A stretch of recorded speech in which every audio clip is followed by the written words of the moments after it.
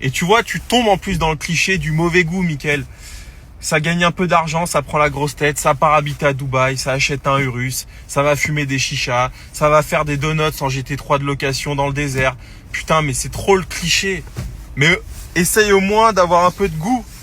Putain, achète un bel appartement à Paris, achète une belle maison de campagne dans le Bordelais. Ne tombe pas dans ce cliché.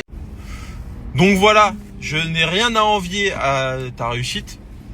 Très belle soit dite au passage, il faut le reconnaître, je suis très objectif.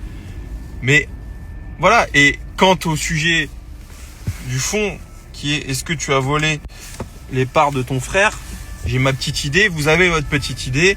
Alors évidemment, on peut pas juger aussi simplement qu'une vidéo d'1 minute 30 de son frère qui dit qu'il l'a volé.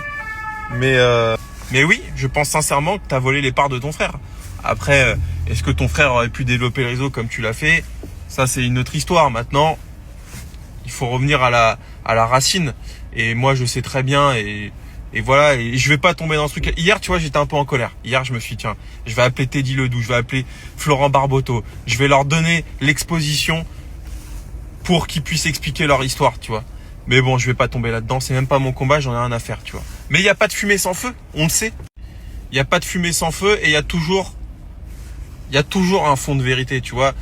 Je veux dire, quand il y a des scandales, etc., il y a toujours un fond de vérité. Tu peux très bien dire oui, mon frère il fait ci, il fait ça, c'est un voyou, c'est un truc, c'est un machin. Tu veux détourner l'attention des gens. Ça marche pas. Ton frère il a fait ce qu'il a fait, peu importe. Dans tous les cas, ton frère était bien à l'origine de Transacoto, il faut le reconnaître. Et ça, tu l'as toujours nié. Et pourtant, Florent Barboteau, quand il est allé sur Légende et qu'il a expliqué son histoire, lui-même a dit la vérité. Il n'y a aucun problème avec ça.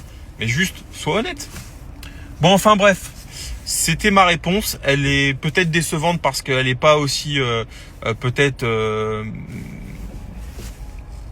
agressive et dans le buzz que vous vouliez qu'elle soit, mais c'est ma réponse. Et c'est tout. Maintenant, on passe à autre chose et on fait de l'oseille.